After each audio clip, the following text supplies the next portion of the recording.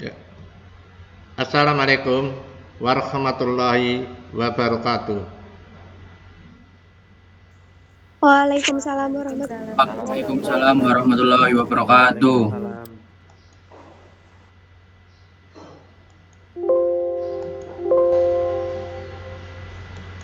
Ya, selamat berjumpa lagi pada pelajaran fisika hari ini.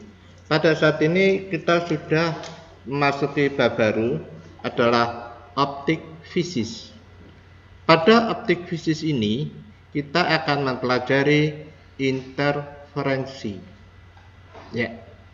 Di optik fisis itu dibagi dua, ada interferensi dan difraksi. Difraksi akan kita sampaikan minggu depan. Ya. Saya tidak lupa untuk selalu mengingatkan, ini masih dalam posisi pandemi, jaga kesehatan, hindarkan dari COVID corona ini. Ya, itu ya. Ini Pak Daruji baru saja ngecek ke sini nih, baru gitu loh. Oke. Ya. Kita adakan sebuah PowerPoint. Ya.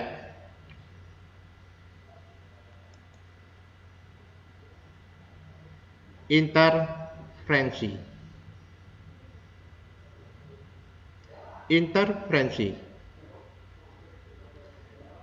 Ini merupakan perpaduan gelombang yang koheren. Ya, ini ada kesalahan ya. Kita betulkan, merupakan.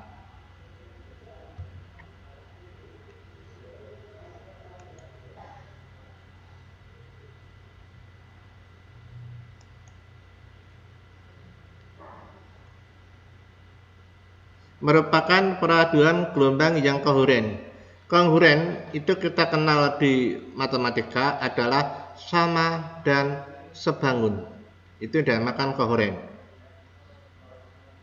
Cahaya koheren itu mempunyai frekuensi sama dan beda fase sama.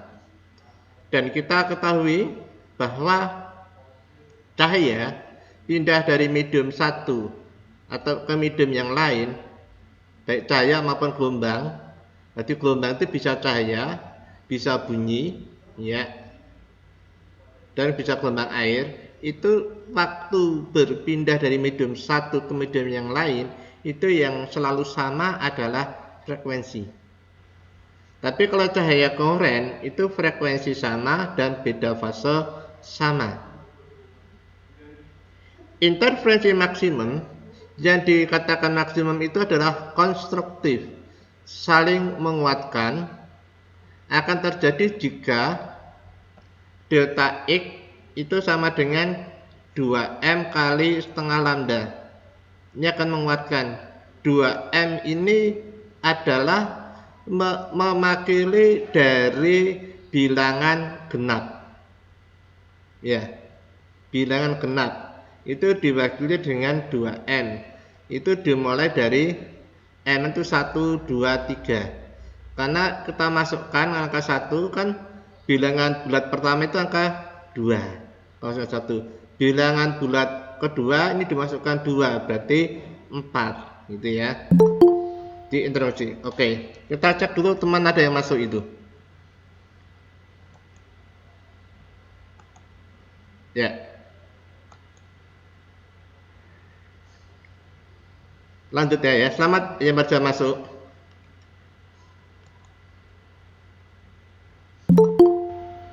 Ya nih. Oke, intervensi minimum atau destruktif atau saling melemahkan terjadi jika delta X itu 2M-1. 2M-1 ini adalah simbol dari bilangan ganjil. Ya, jadi kalau konstruktif itu bilangan genap, selisih delta X-nya, tapi kalau minimum adalah bilangan ganjil. 2M-1 ini simbol bilangan ganjil. Coba kita masukkan M1 ini kan hasilnya 1. Kalau M kita masukkan 2 hasilnya 3. dan selanjutnya. Ya, kita tekan lagi, izinkan. Ya,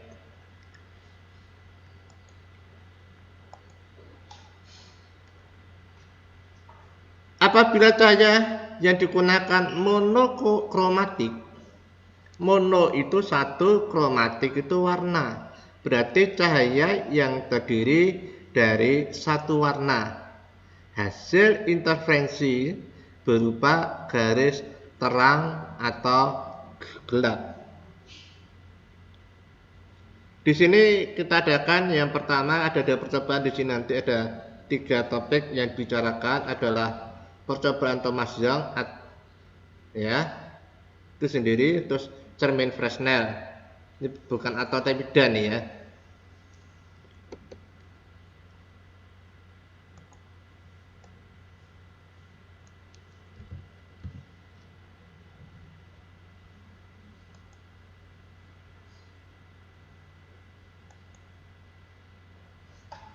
Nah, kalau pada cermin Fresnel ini ada 2 cermin datar, ya, dia membentuk sudut hampir 180 derajat.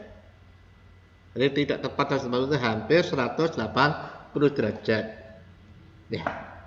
Apabila di sini ada cahaya ini akan dipantulkan dari ini kan, ini ke sana. Jadi di sini akan terjadi dua bayangan. Ya, satu ini menghasilkan mendekati 2 bayangan. Nah, ini akan pantulannya di sini di pusat. Itu ya. Jarak antara 2 bayangan maya ke layar ini yang dinamakan dengan L. Ini identik pada percobaan Young yang di bawah. Karena yang di bawah ini dia melakukan ada dua buah celah. Ya, akhirnya cahaya ini masuk ke sini. Sama, tapi ini ke sumber cahaya, maka menjadi 2 sumber cahaya. Ini juga 1 sumber cahaya, tapi ini ada 2 celah. Jadi identik. D itu jarak antar celah. Jarak antar celah ini antara S1 dan S2. Ini jarak antar celah. Ya, kalau untuk yang Fresnel itu adalah jarak benda bayangan maya ini. Kalau pada Young jarak lubang nih. L jarak celah ke layar. Dari sini ke sini itu yang dinamakan dengan L. Ya, ini ke sini itu L.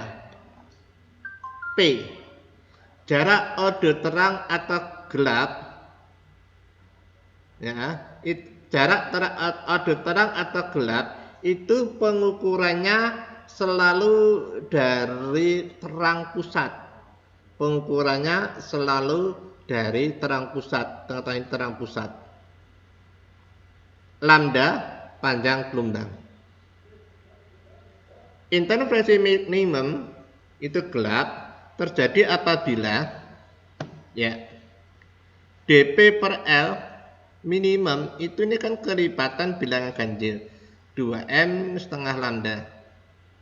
Ya, 2m min 1 kali setengah lambda.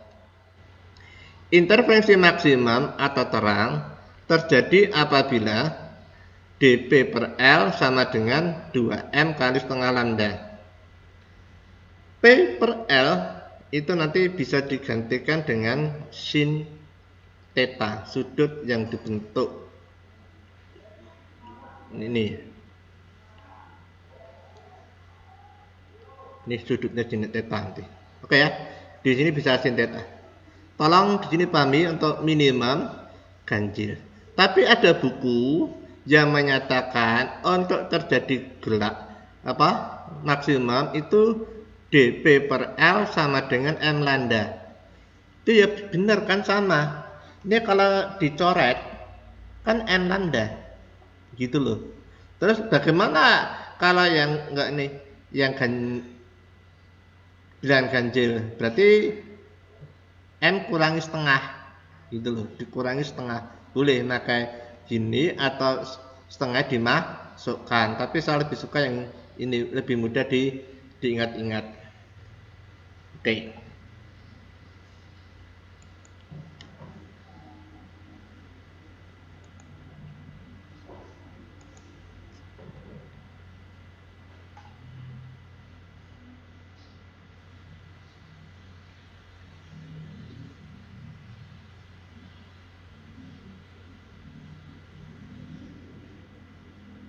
Ya.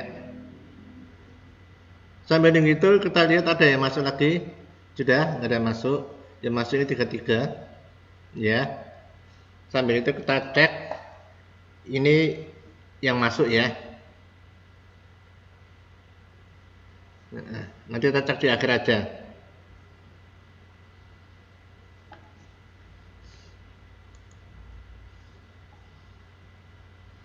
Interferensi.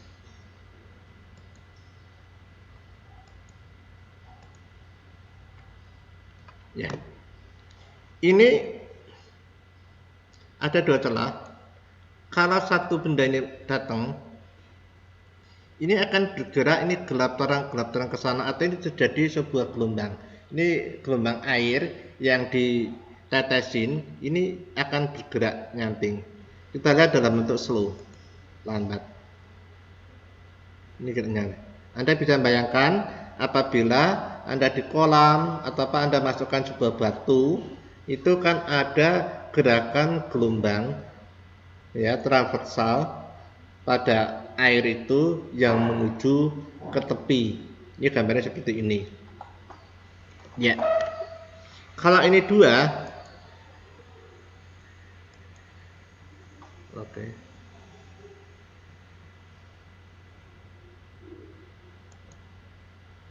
Ya. Kalau ini ada dua, ini kan ada dua sumber ini. Ya. Maka di sini ini perpaduannya saat ini terjadi terang, ini dinamakan kondisi yang konstruktif. Waktu gelap ini adalah destruktif. Ini kita berikan dengan satu ini. Kita kelihatan di situ. Destruktif dan konstruktif. Ya, konstruktif itu yang terang, destruktif itu yang gelap. Ya. Kalau Anda bangun perpaduan lebih kuat, itu bangunan konstruksi, ya, ini konstruktif. Gitu ya. Oke. Ini bisa kita bayangkan gambar ini. Ini ada dua. Kita asalkan bareng.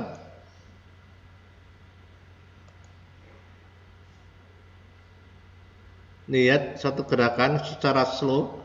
Ini pergerakannya antara ini yang terang nih, gerak. Ini juga yang gelap gerak nih. Gitu ya. Itu Anda bisa bayangkan di situ.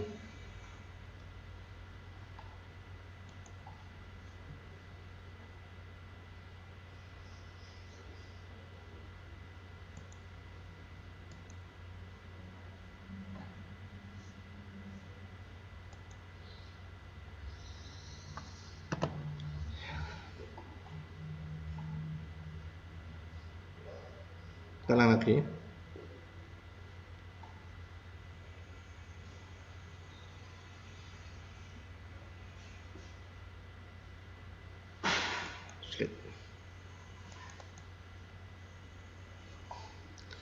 Ini ada sebuah celah, ya, ada satu celah yang kita dapatkan. Ini celahnya kita kecilkan. Bagaimana kalau kita kecil dan kita pelebar perubahannya? Ini kita klik, ini gelombang. Waktu di sini akan lingkar ini. Ya, Anda perhatikan geraknya. Ini bisa kita geser.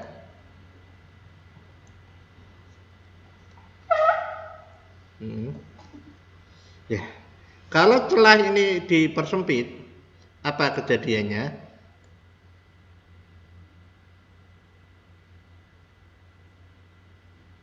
Ya, ini pada band sempit.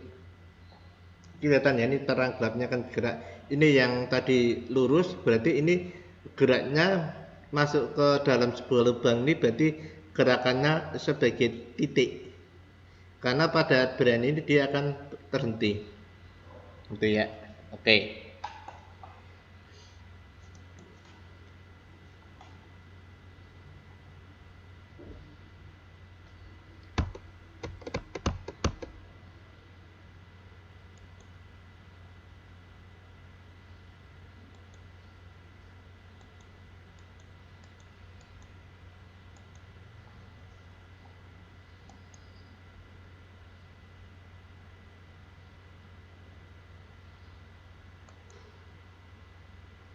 Ini kedua kali ini saya nggak aneh lagi, kelamaan.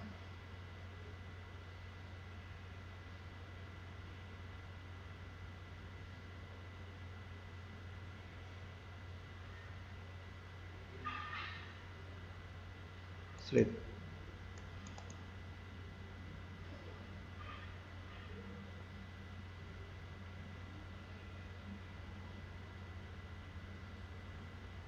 Kalau ada dua slide di sini, ya, dua slide, izin majukan. Ini ya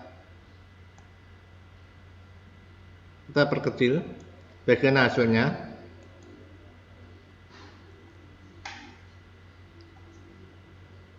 Seperti tadi terjadi pola. Ini seperti dua sumber ini, seperti tadi suatu pakai dua sumber. Ada gelap terangnya ini akan bergerak. Nih, kan kelihatan nih.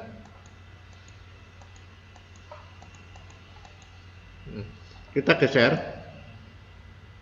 di sini, kita jalankan.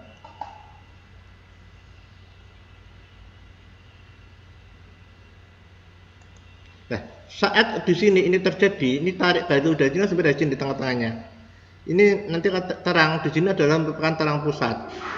Terang, jadi perhitungan itu selalu dari terang pusat. Pas tengah-tengah berada sumber ini. Ini ada dua lubang, ya. Kita taruhkan lampunya di tengah. Berarti berada di terang pusat. Nah, hitungnya kan setelah terang gelap, terang, gelap, terang, gelap. Jadi selalu ngitungnya dari terang pusat.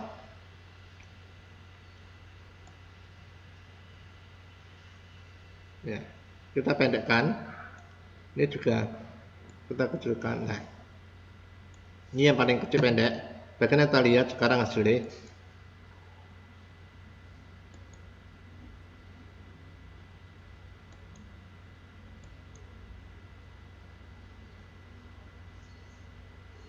Kelihatan sebuah gerakannya. Ya, oke. Kita lanjutkan ke poin. Jadi itu satu perhitungannya nanti akan lebih jelas kamu lihat pada soal. Ya, sekarang kita bicarakan yang berikutnya, interferensi selaput tipis. Pada selaput tipis ini sinar datang, ya, pada permukaannya dari sudut datang atau sudut bias ini ke sini. Waktu di sini ada yang membias dan ada yang mantul. Nah, ini ya, sia dan mantul. Untuk rumusnya silahkan cek nanti di buku saja. Di Psikologi sudah ada, saya taruhkan banyak buku. Kita bicarakan di sini aja supaya lebih enak. Warna-warna yang tampak pada gelembung air sabun atau lapisan minyak tanah di atas permukaan air apabila terkena sinar matahari merupakan hasil interferensi. Anda juga bisa pada siang hari, ya, dilihat di jalan raya, pantulan itu kelihatan ada air, itu juga gejala interferensi gelombang itu. Ya, tapi pada air sabun mungkin bisa terjadi pelangi-pelangi. Anda bisa perhatikan waktu selaput tipis itu mainan pelindungan yang pakai air sabun itu loh, atau ditiup itu kan keluar ada warna pelanginya. Maaf saya nggak buat videonya itu. Nah, di sini intervensi maksimum terjadi jika 2ND cos R kok bilangan ganjil ya, gitu loh. Pak, tadi kan maksimum itu kan bilangan genap. Ternyata di sini munculnya kok justru bilangan ganjil. Oke, ya kan? Ya, kan nggak sesuai dengan di atas. Ya kuali, gitu loh. Oke. Karena yang itu tidak terjadi perubahan loncatan fase. Ya, sewaktu ini sinar datang ke sini, ini kan membias, tapi ini justru dia memantul. Nah, saat mantul itu kan berarti terjadi perubahan satu fase. Ya, akhirnya ini yang tadinya genap menjadi ganjil, yang ini tadinya ganjil jadinya genap. Itu kualik itu ya. N itu medium ini. D itu jarak tebal lapisan sabun. Iya. Ini salah ini ya. Ini 2ND cos R ya. Ya, ini ada kesalahan ini. Kita betulkan.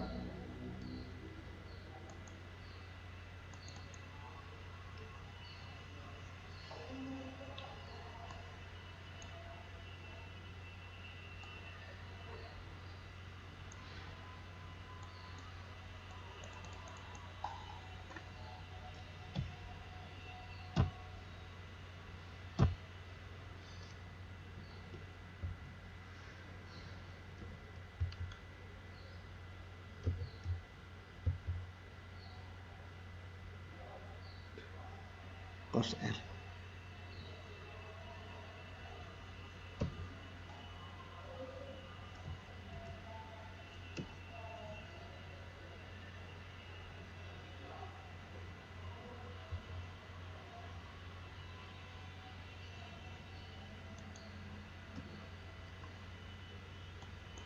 Oke.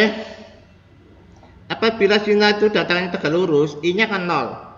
Kalau tegak lurus sudut datangnya 0, R-nya juga 0. Maka tidak akan dibiaskan. Nah, R-nya 0 berarti cos 0 itu sama berapa? 1 ya. Kita ingat ya. Teman kamu yang namanya Husnul ya. Berarti cos temannya 1 berarti cos 0 sama dengan 1 ya. Itu hanya trik menghafal aja. Oke. Ya. Intervensi selaput tipis dengan D itu tebal lapisan, N indeks bias lapisan, R sudut bias. Jika sinar datang tegak lurus, I itu sama dengan 0 dan cos 0 derajat sama dengan 1. N itu order terang atau gelap ya. Lambda itu panjang gelombang. Cincin Newton. Cincin Newton itu dibuat dari dua bahan gelas. Ya, ini adalah lensa plan konvek. Plan ini lurus, konvek ini cembung. Ya, terus ini kaca plan paralel. Jadi bagian yang cembung ini ditaruhkan di kaca. Berarti kalau ini sudah agak lurus, di sini akan jadi kelihatan lagi pemantulan itu. N itu indeks bias lensa, R itu jari-jari cincin. Ini R kecil itu jari-jari cincin. Ingat R ada 2. R itu R besar itu jari-jari lensa. Nih. Atau jari ke sini R besar. M itu order atau gelap dari pusat penghitungannya. Interaksi maksimum terjadi jika NR kuadrat sama dengan 2M-1 kali setengah lambda. Atau interaksi minimum terjadi ya 2M kali setengah lambda. Oke.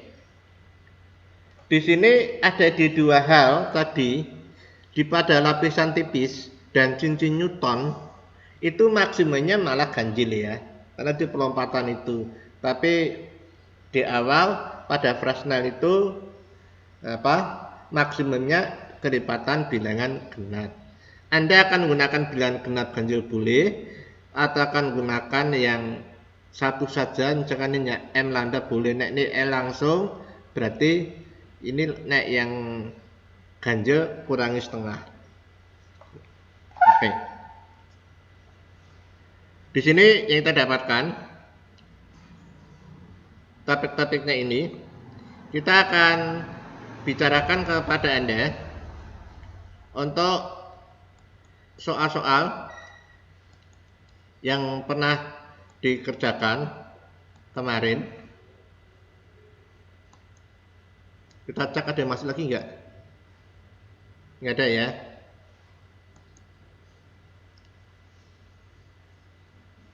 Ini kita buka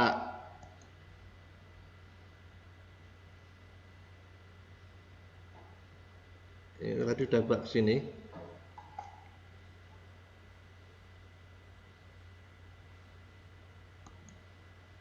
Nah, hari ini belum dikoreksi, kita belum udah masuk.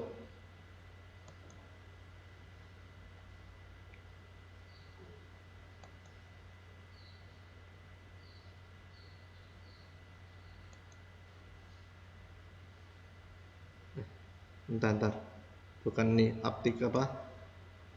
Geometri fisis. Masih optik geometri.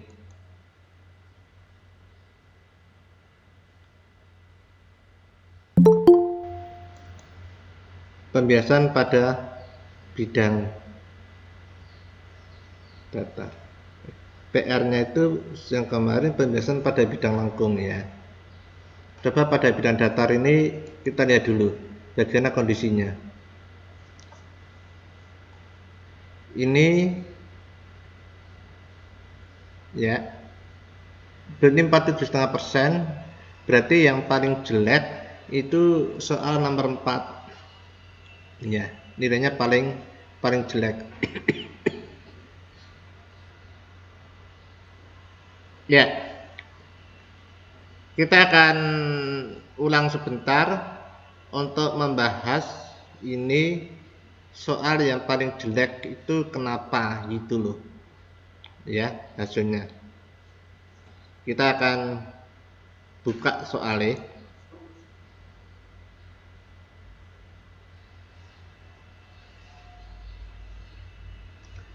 Sebekas ini prisma kaca yang indeks biasnya 1,52 mengalami deviasi minimum 6 derajat 30 menit. Berapakah sudut pembias prisma? Itu. Berapakah deviasi minimum sinar tersebut bila prisma berada di dalam air? Ya, oke. Oke, ya ini kita akan bicarakan dari prisma yang kemarin itu dengan waktu ini.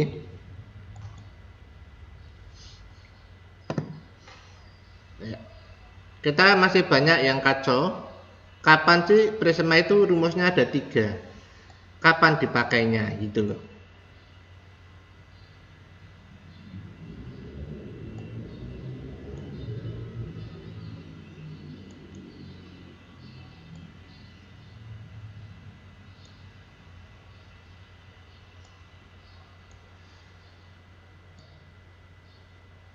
Ya.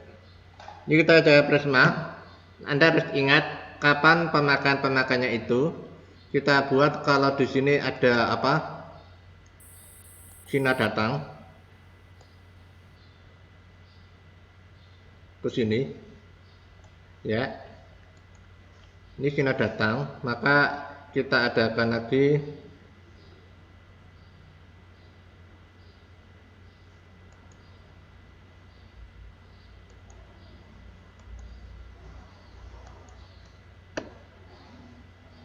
kita tentukan ini garis normal. Garis normal itu ke lurus ini. Nah, berarti ya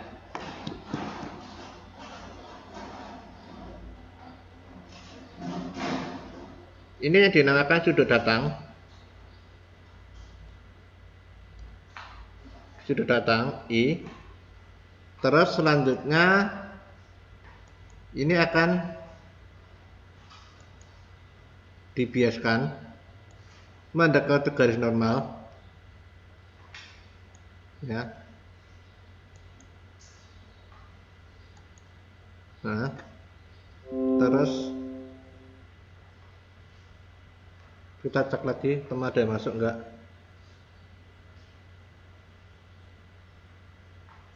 Nggak ada ya, udah. Ini kita bahas lagi. Terus ini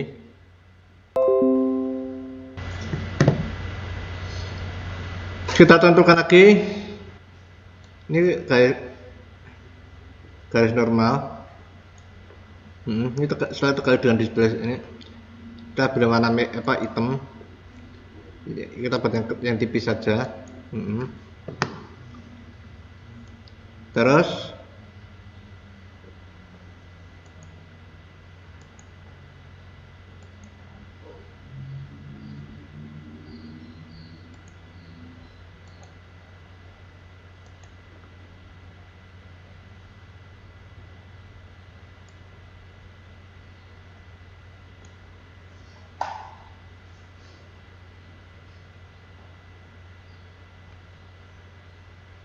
inilah kesamaan gambarnya ya. Oke, kita ambil yang sudah jadi. Ini I1,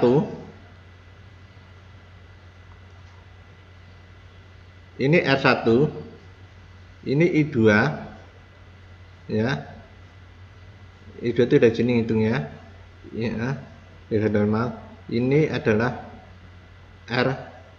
R2. Nah, kalau ini kita perpanjang, gini ya teh, ini nggak lurus.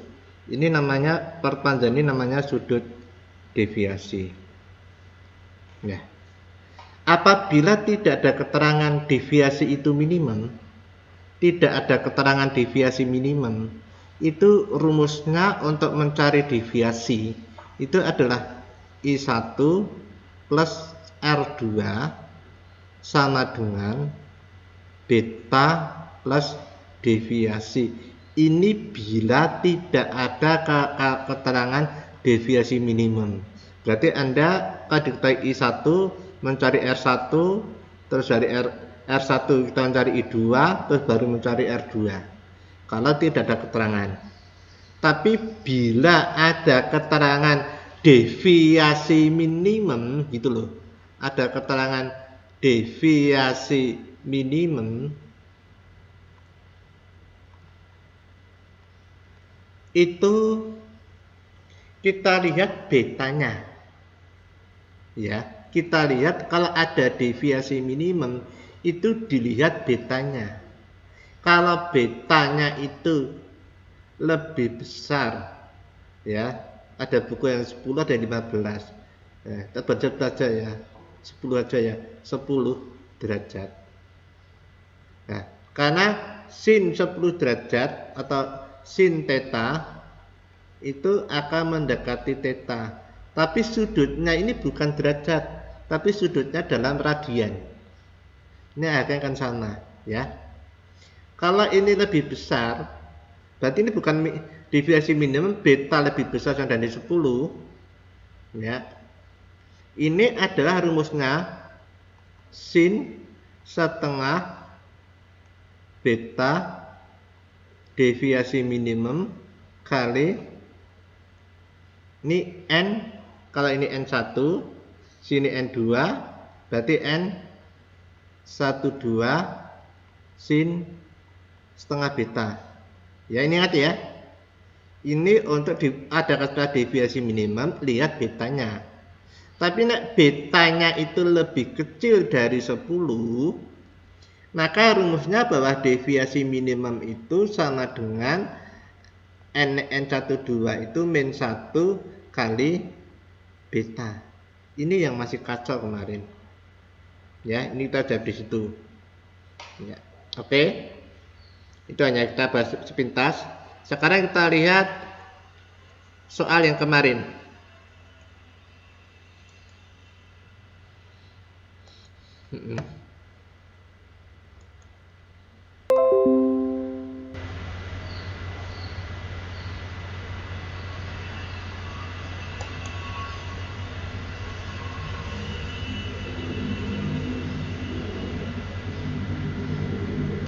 Pembiasan pada bidang lengkung.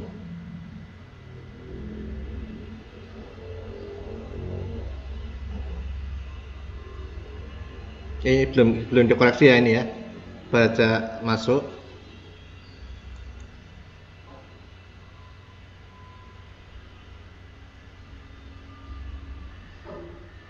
Dan itu.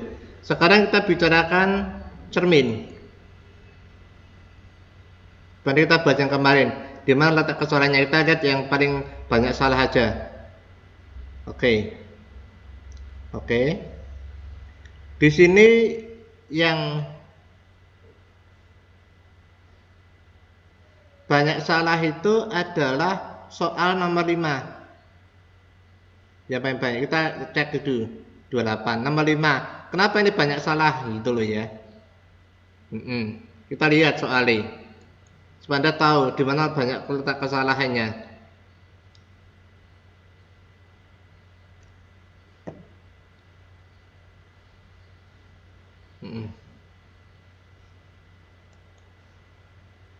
Kita hapus di sini.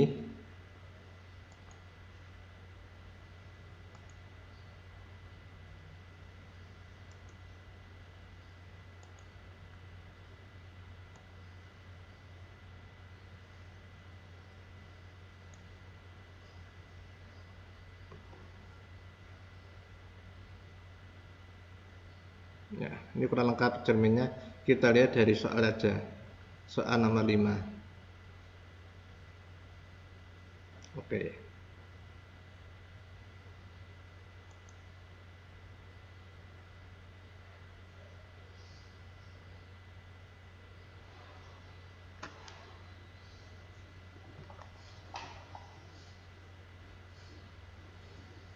Jadi question dari soalnya ya.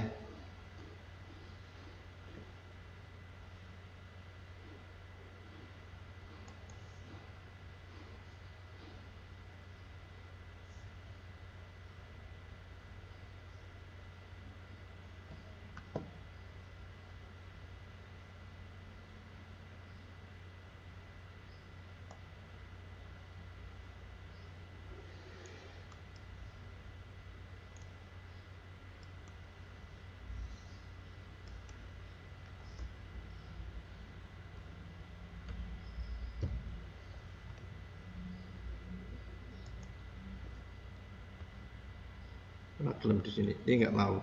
Berarti kita lihat dari bank saya. Sorry, ini maaf panjang.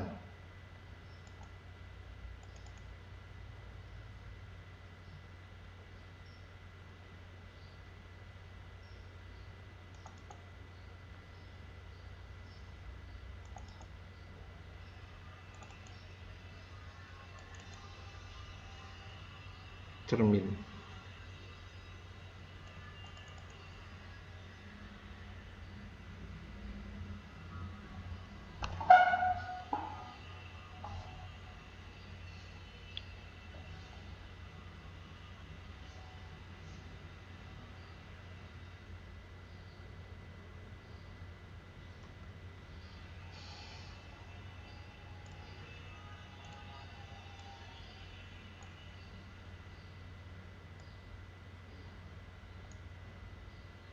Ini kita perbesar aja.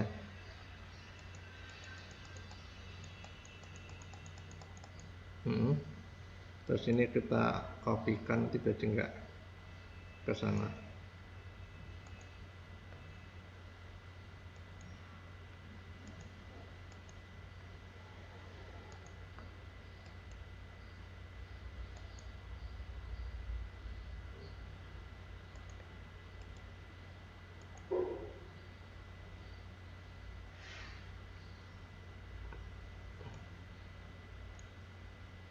Percaya ya, kita perbesar saja, angkanya bukan di sini tapi besar di sini.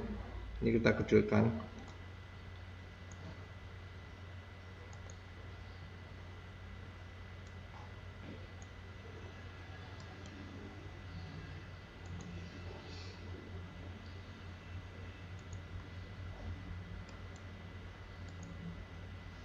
Ya,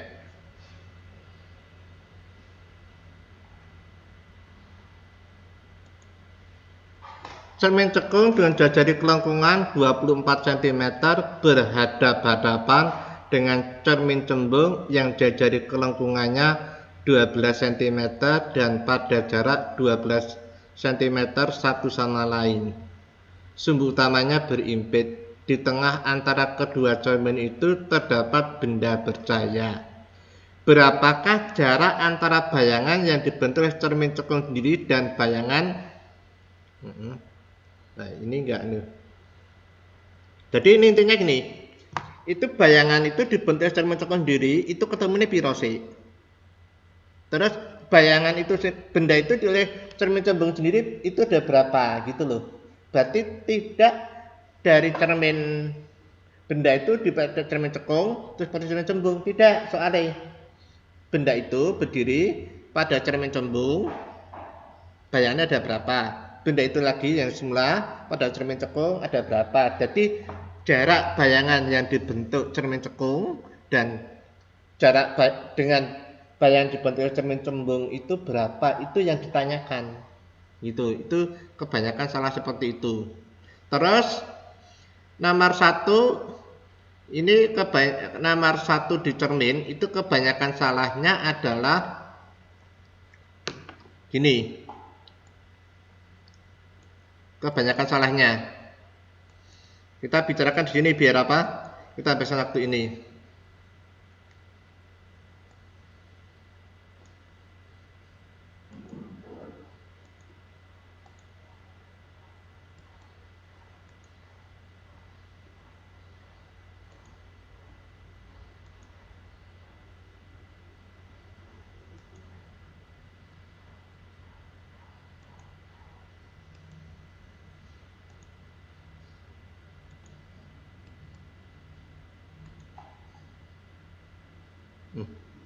Tetap kecil ini.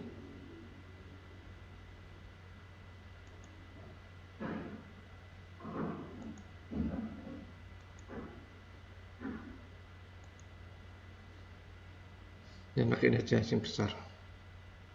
Yang besar.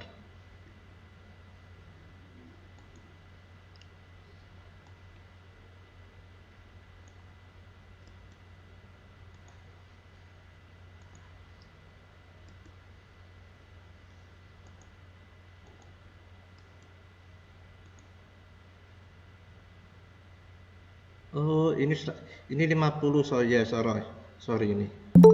Ini 50. Ya. Ini kerjakan dulu ya. Terus ini kita buat 100. Nah, iya. Iya di situ salah. Ya. Dua cermin dipasang berhadapan dengan sudut alfa. Kemudian sudut kedua cermin tersebut diperbesar 10 derajat. Ternyata jumlah bayangan benda sekarang berkurang 3. Ya. Ini yang diketahui. Ya. Itu kan dengan alfa aksen ya. Alfa aksen. Dua buah cermin dipasang berhadapan dengan sudut alfa. Kemudian sudut kedua cermin tersebut diperbesar. Berarti alfa plus 10 ya. Terus apa? N aksen bayangannya berkurang 3, itu adalah N min 3 ya, gitu loh. Ini yang ada. Terus kebanyakan penulisannya yang ditanyakan itu kan alfa ya. Jawabannya yang benar itu kamu harus dari awal penulisannya. Jadi yang diketahui kan dari N aksen itu dulu. N aksen itu kan sama dengan 360 derajat dibagi alfa aksen dulu min 1 gitu loh. Nah, N aksen ini itu kan sama dengan N min 3 gitu loh. Berarti kebanyakan ini antara atas dengan bawah itu enggak ada simbol aksennya. Maka itu tak salahkan itu. Ya, ada dibedakan. Itu ya. Jadi ini jadi terus 360 terus ini salah, nggak pas pernya. Kita ya. Jadi 360 per sini apa? Alfa plus 10 min 1 gitu loh. Baru N ini kita cari lagi. N ini kan sama dengan 360 per alfa. Ini kan min 1. Ini kan ini rumusnya. Terus baru min 3 sama dengan 360 alfa plus 10. Ya. Banyakkan ke bawah benar. Tapi dari atasnya ini salah. Maka tak salahkan itu. Ya, itu letak kesalahannya Anda tahu. Oke, di sini. Ya, saya akan ulang lagi di PowerPoint ini lagi. Sorry, itu hanya sepintas yang banyak mengalami kesalahan seperti itu. Maaf, saya tadi tergambar malah justru kelamaan waktunya. Ya, jarak antara M, kalau M itu selisihnya 1, itu jarak antara terang dengan terang atau gelap dengan gelap. Itu M1. Ini kita catat M1. Itu bilang benar. Tapi nek gelap dengan terang itu setengah. Ya gitu loh. Di ME. Seperti kan ya. Nah, gitu loh. Misalkan apa? Kita ketahui gelap ke 9. Gelap ke 9 itu berapa? Ya, pakai setengah ya boleh pakai ini. Ya, oke ya, nanti kalikan setengah. Gelap ke 9. Kalau pakai ini gelap ke 9 kan berarti 2M min 1. 9. 2 kali 9 18. Berarti kan 17. Ya.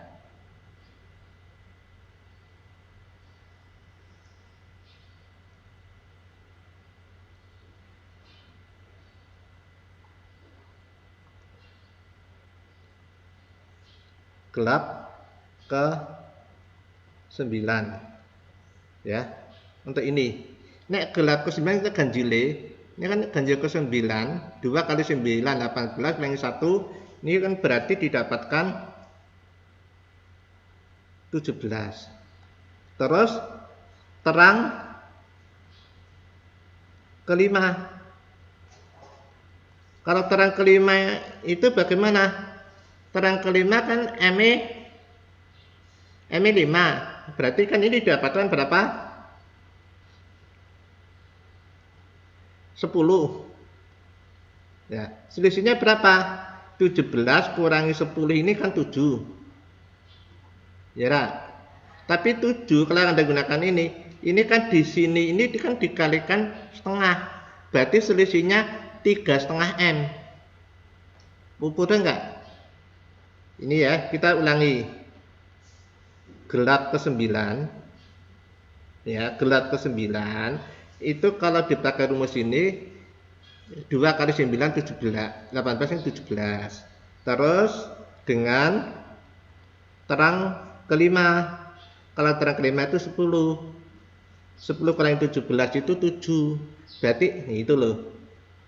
Berarti selisihnya ini kan 7. Tapi baru dikalikan dengan setengah, berarti selisihnya 3,5 M gitu.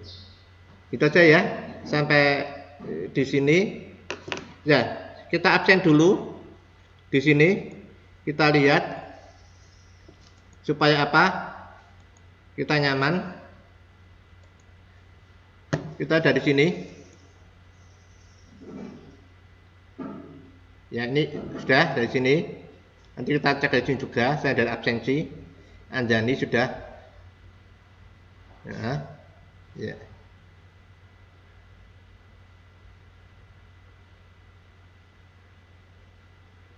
Ya. Maaf. Sampai di sini pertemuan pada hari ini. Assalamualaikum warahmatullahi wabarakatuh. Waalaikumsalam warahmatullahi Waalaikumsalam warahmatullahi Warahmatullahi wabarakatuh. wabarakatuh. Terima kasih Pak. Ya, kembali. Makasih Pak. Pak. Yuk. Pak. Ya, kembali.